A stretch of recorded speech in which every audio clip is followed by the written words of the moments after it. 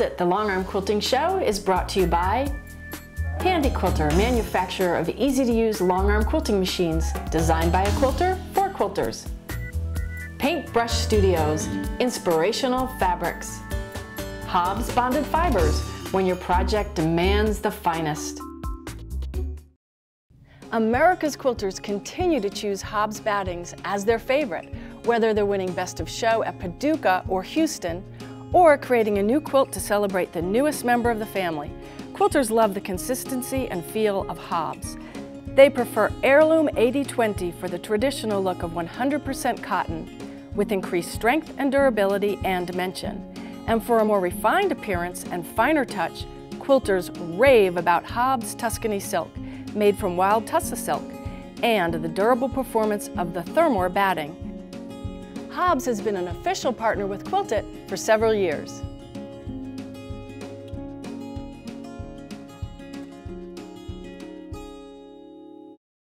Welcome to another episode of Quilt It, the Long Arm Quilting Show. I'm Jody Davis, your host, and my guest is Colleen Bernhardt, who just started quilting 15 months ago, and she made the quilts behind us, and she's doodle quilting. Look at this thing. Does this thing, I don't know if I want to eat it or make it. Or make one to eat. It's sure fun. It's sure fun. Now, how did you start doodle quilting? Where did this all come from? Because you said this was not your intention. No, I actually started trying to develop a free motion kind of background fill to work on, that was my own signature kind of piece. And so I just started doing shapes that I've drawn for years and combining them. And it only took a few shapes, but lots of variability in those shapes for me to realize a couple of things. First, this is a great way to practice your skills in short bursts and develop your muscle memory and those skills as you go, so that once you combine them all, you can have this amazing effect, but you don't have to pre-plan so much. You don't have to worry about what am I going to do next. So for me, it was combining basic shapes into something that was really creative and different while practicing my skills to try to maximize my skill development, because I wanted to get good as fast as I could. Yes, in 15 months, oh my God. Well, let's show these quilts on here, because this kind of tells a story of the journey. So, your very short journey. My very short journey. So this was one of the first pieces that I did to kind of audition after I had, let me go back, after I had practiced in my sketchbook. So that's critical. And I know a lot of people I'll talk to and they'll say, how did you get good so fast? And it's really about that practice. And I come from a background as an educator and a learning specialist.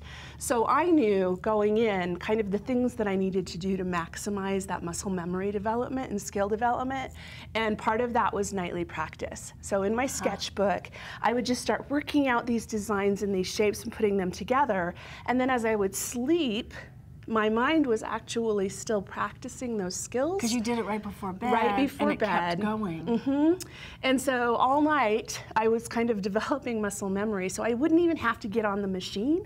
Wow. I could just do this in my sketchbook, and then the next morning I could come down to my machine and I could practice, and I was instantly better because my brain had actually made these connections all night as I slept. Wow. Now, it's interesting hearing you as an educator, knowing that.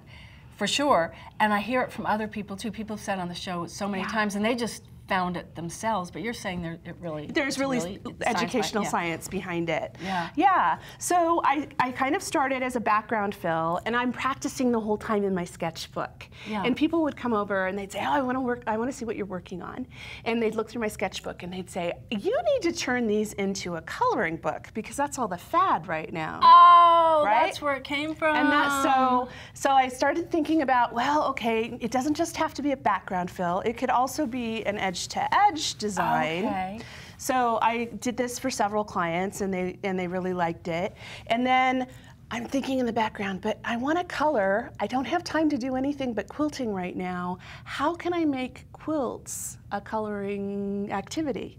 And that's how I came up with the coloring quilt. Brilliant. Yeah, and it's just so much fun. So I get to pre-quilt things and sit around and do my little coloring activity, but then I have a quilt at the end to show for it. Okay, great. Yeah. We're going to do the actual coloring, just so you all know, in the third segment of the episode, because you want to show us all of the doodling. And kind of all the things that you can learn through doodling that maybe you weren't aware of while you're doing it. Yeah. Okay, great. Yeah. And so we're going to do some sketching first. Yeah.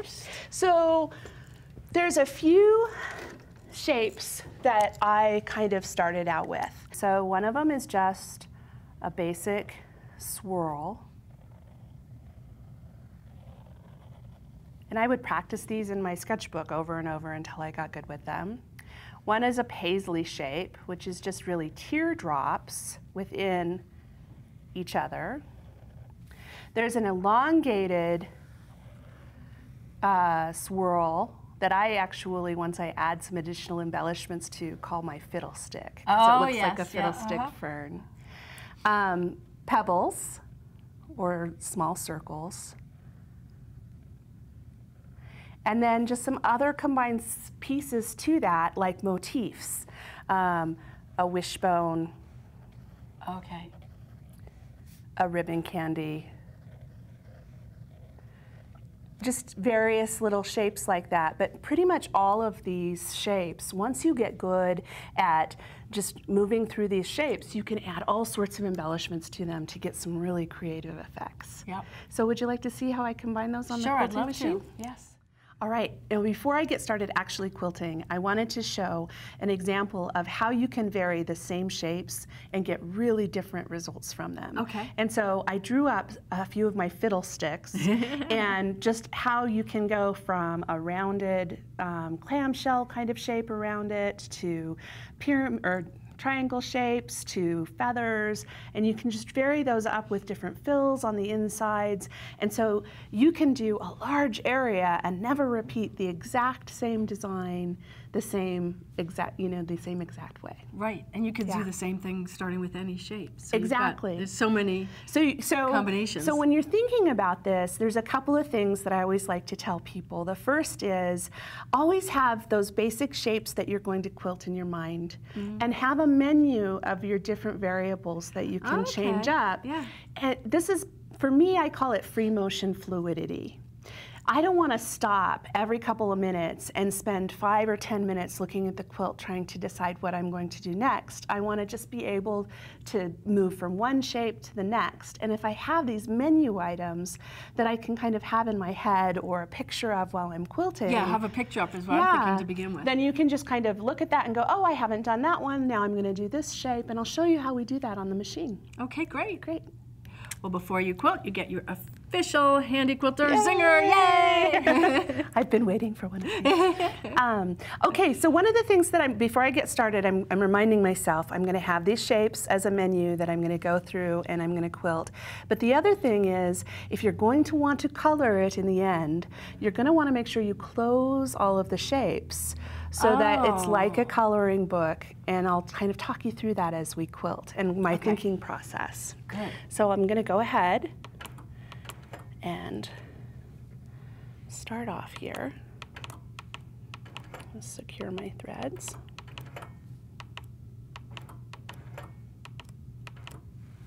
All right, so let me just start with a fiddlestick design. Okay. So I go up and around. Oops. And back out.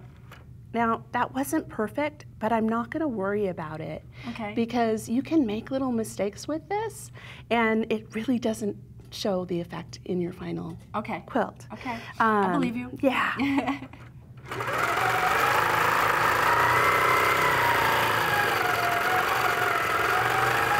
So I'm giving that an outline. There's a lot of echoing that we do here, and then you can come back here, and I'll just go ahead and give it a spiny back. And I'm thinking as I'm going, I want to color each of these shapes in, so I want to close them off. I mean, obviously, if you were doing an edge to edge, you wouldn't worry about that. But I'm always, when I'm practicing, that's kind of what I'm thinking. And I practice with black on white.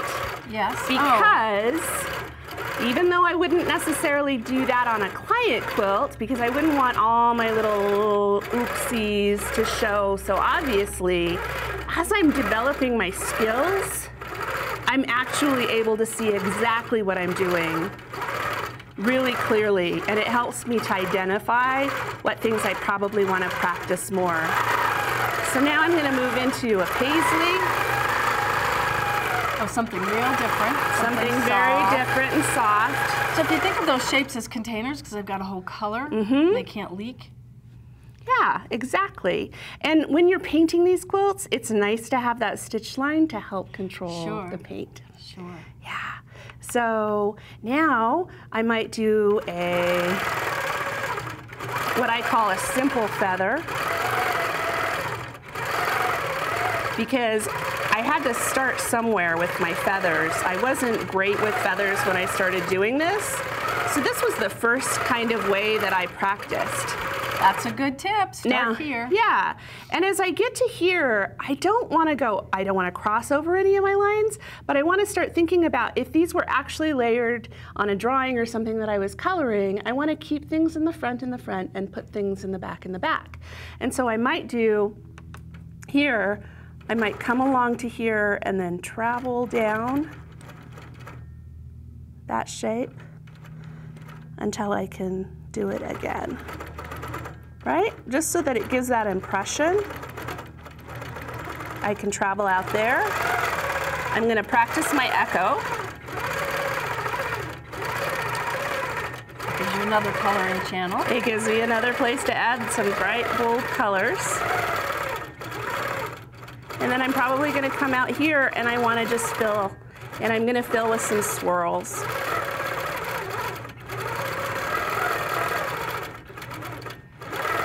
And will those be colored in, or will they be all one color? I would color them in. If I was doing this for a coloring quilt, I would probably do the insides of the swirls as a different color than the outsides, but just slight variations. I've got some examples that I can show you when we get to that segment. Okay, now if I do need to stop, then I can hesitate and I can make the machine stop while I think. Because if you try to think and quilt at the same time, I find I'm ripping stitches, and I don't want to spend time ripping stitches. So I get to this point and I go, okay, what haven't I done? Well, one thing that I didn't show you when I was going through the basic shapes was a leaf shape. And that's something that I use quite frequently to go as an offset to these swirls. So you can just put in a leaf shape. And see how I'm practicing my backtracking? Oh, yes. And, you know, I'm not worrying about it being perfect because it's practice. And because if I'm doing it to color, all of that's going to disappear.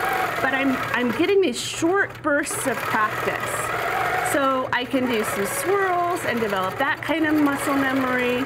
I can move into pebbles and develop that muscle memory. And they're just these multiple opportunities of short bursts, and then I can give that a break. And the other thing that's really cool about it is that once you've mastered, say, the swirl or the pebble, then that becomes really automatic. Your brain doesn't have to think about that anymore. Yes, you can just go into that mode. And then you can just work on developing some of your other skills as you go. You can be thinking of the next thing. Exactly. Yeah. And so, you know, you can vary these in size. It'll work. All right. And you don't have to just stick to those basic shapes. You can also just throw in some random shape. Practice your echo quilting. This is great for practicing controlling the machine free motion on a diagonal, which can be hard. A lot of people rely on their rulers. You know, and then I can just fill that with anything that I want. And when it gets colored, it has a great effect. I'm coming over here, that needs to be filled. I usually rely on a pebble or a swirl. But see how I'm thinking here, okay, I'm gonna come around here, that swirl's gonna tuck behind that. So I'm gonna practice my backtracking. Oh, yeah. See how I'm practicing? Yes. And I'm practicing my navigation of all of these pieces. And you can see how my wobbly lines, I go over them, and they don't look wobbly after I've put a few fabric or thread lines over them. So when I first started doing this, you can see some of my earlier pieces, and I've gone over some of those thread lines 3, 4, 5 times because I wanted to even it out. It was just to color in. Yeah. As I've improved, I don't necessarily need to do that on all of my quilting, but if I have a really tricky spot, or if I've made a little glitch when I'm going, I can do that, and it completely camouflages any mistakes that you've made. Great. Yeah. Great. So just keep going like that. You want to give it a try? Oh my goodness, yes. How about if I try a pebble? Are we on, we're on. It's on regulated. If you'd rather have it in manual, so you're welcome if I just to start, it'll switch go, it. right? It should. Okay. Yep. Looks great. Yeah, well, sort of. Well, the great thing about if you go and color it afterwards is you can just color it the shape you want it to be. And so that's a great way, again, to just not worry so much about your skill development. Color it the shape you want it to be. Right, as long as there's a shade you want it to be. The shape. I got that. That's great. I think I'll leave it to the experts. Okay. What are we going to do in the next segment? So what I thought I would show you is kind of how you can scaffold your skill development on some of these shapes, and also how you can pull individual motifs from a doodle into another project that you're doing. Oh, great. So you're building your skills, you're going to end with that, but you're also thinking bigger with a whole lot of other things. This is great. Yeah. Great. Yeah, okay. Well, we'll be back with more of Colleen and her doodle quilting in the next segment of Quilted, the Long Arm Quilting Show.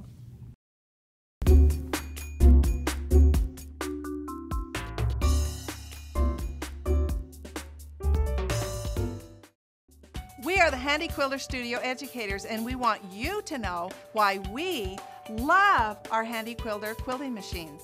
Handy Quilter quilting machines are innovative. Check out the color touch screens, 2 kinds of stitch regulation, and computer-guided quilting. Handy Quilter quilting machines are intuitive and easy to use, and they come in a size that fits your quilting style. Handy Quilter offers training, service, and ongoing education. We care about your quilting experience. Handy Quilter quilting machines are designed by a quilter for quilters. We'll be at a quilt shop near you or a show. Come give one a test drive.